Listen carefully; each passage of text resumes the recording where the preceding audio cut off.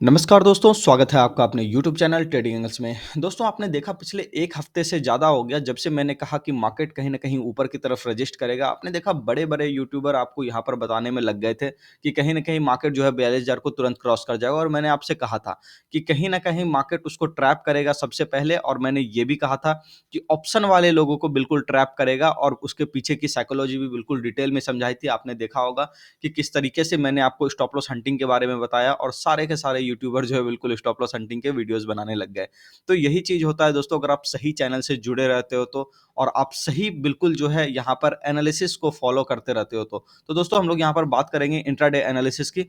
उससे पहले अगर आप चैनल पर नए हैं तो प्लीज़ चैनल को सब्सक्राइब कर लें और वीडियो को शेयर ज़रूर करें दोस्तों। देखिए बैंक निफ्टी के अंदर मैंने एक चीज़ कही थी आपको कि कहीं न कहीं आपने देखा कि मार्केट बहुत ही गंदे तरीके से कल पहले तो टूटा। एक-एक स्टॉक लगभग टूटा हुआ था, लेकिन बैंक निफ्टी ने अपने लेवल को बहुत ही अच्छे तरीके से रिस्पेक्ट किया और मैंने आपसे ये कहा था कि या तो ये यहाँ पे एक डबल बॉटम बनेगा या फिर हो सकता है कि नीचे की तरफ जाएगा।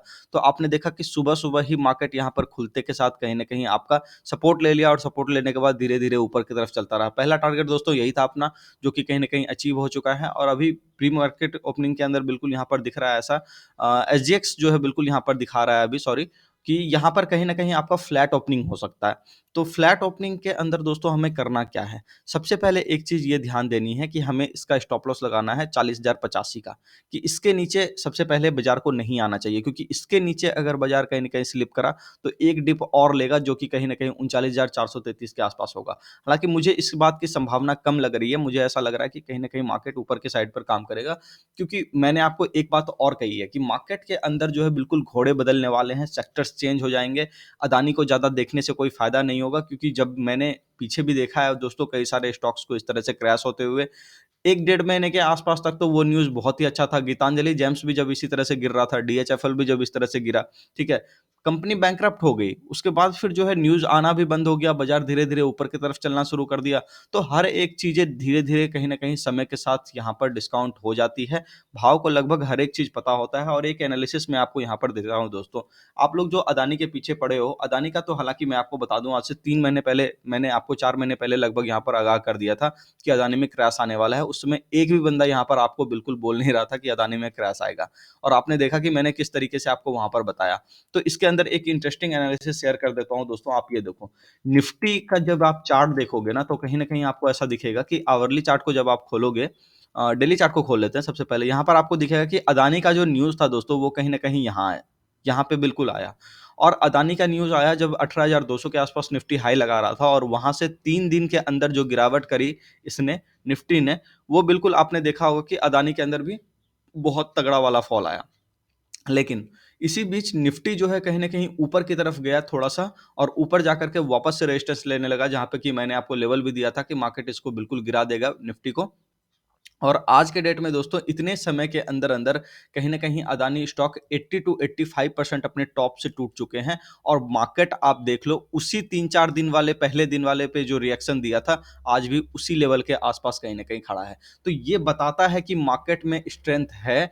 आप इतनी जल्दी ये मत समझ लो कि पूरी दुनिया खत्म हो गई, पूरा देश खत्म हो गया, ऐसा कभी नहीं होगा दोस्तों, आप याद रखना, ठीक है? तो इंडेक्स में आप जो देखोगे इस तरीके की चाल कि आने वाले समय में हो सकता है हम लोग यहाँ पर रेंज बाउंड रहें और रेंज बाउंड हो करके ऊपर की तरफ निकले, क्योंकि शॉर्ट पोजीशन मार्केट के अंदर काफ़ी ज़्यादा बनी हुई है जो कि इतनी ईज़िली कटेगी नहीं, लेकिन फिर भी हमें वेट करना होगा। समय के साथ-साथ चीज़ें बिल्कुल सही हो जाती है और आप देखोगे कि थोड़े समय के बाद कहीं न कहीं बाज़ार जो है उसको डिस्काउंट कर देगा और उसके बाद फिर लोग अदानी की उतनी ज़्यादा चर्चा नहीं करेंगे, धीरे-धीरे स्टॉक्स चलने शुरू हो जाएँगे, दूसरे कई स्टॉक चलने शुरू हो जाएँगे।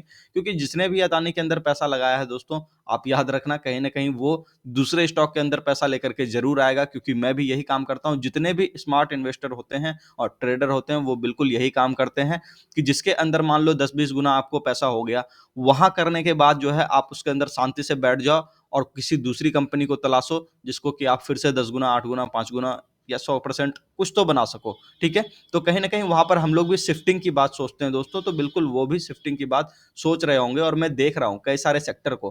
खास करके आप देखना रियल्टी सेक्टर को जाकर के थोड़ी-सी अपनी भी मेहनत करना, रियल्टी सेक्टर को देखना, वहाँ पे कहीं न कहीं आपको मिलेगा कि वहाँ पर बिल्कुल चाल बनती हुई नज़र आ रही है। उसके स्टॉक्स पकड़ना दोस्तों बहुत ही ज़बरदस्त चाल मिलेगी। चलिए यहाँ पर जो है फार्मा के अंदर भी चाल मिल सकती है, ये भी ध्यान में रखना। देखो निफ्टी के अंदर जो है दोस्तों यहाँ पर 17,300 का लेवल मैंने आपको दिया था और कहा था कि 17,340 जब कटेगा तो कहीं न कहीं बाज़ार एक बार ऊपर जाने की कोशिश करेगा। निफ्टी के अंदर दोस्तों 17,600 का भी कहीं न कहीं टारगेट बना हुआ है और उसके पहले जो एक टारगेट आप देखोगे कि तो 17,500 के आस-पास बनेगा। चूँकि फ्लैट खुल रहा है, तो मुझे नहीं लगता कि यहाँ पे ज़्यादा कुछ है। स्टॉप लॉस जो है दोस्तों वो 17,300 का आप लगा सकते हो। वो भी थोड़ा-सा सस्टेन करने देना, तब ये नहीं कि हाँ ठीक है, तुरंत काट दिया, तो हम मान के चल गए कि चलो ठीक है, शॉर्ट करने लग गए। वो काम नहीं करना, क्योंकि हो सकता है नीचे आने के बाद वो डबल बॉटम बना करके वापस निकल जाए। तो पॉसिबिलिटी है कि यहाँ से हम लोग धीरे-धीरे ऊपर की तरफ ही जाएँगे। तो इस बात को बिल्कुल ध्यान में रखना। मैं ये बिल्कुल रिकमेंड नहीं कर रहा दोस्तों कि आप जाकर के अदानी के स्टॉक खरीद लो। मैं बस ये कह रहा हूँ दूसरे स्टॉक पर ध्यान दो, ठीक है?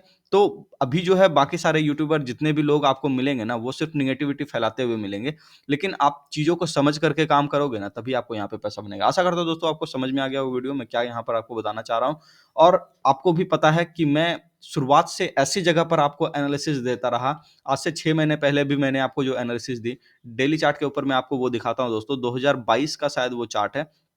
एक सेकंड मैं ये खोल लेता हूँ। हाँ, देखो 2022 के छठे महीने के आस-पास का वीडियो निकाल के देखना मेरा, और वहाँ पर देखना मैंने आपको रिकमेंड किया था कि नहीं किया था, निफ्टी और बैंक निफ्टी बाकी सारे इंडेक्स में, कि कहीं न कहीं मार्केट ऊपर की तरफ जाएगा। तो बिल्कुल वही सिनेरियो यहाँ पर हो रहा है दोस्तों, मुझे ऐसा लग रहा है।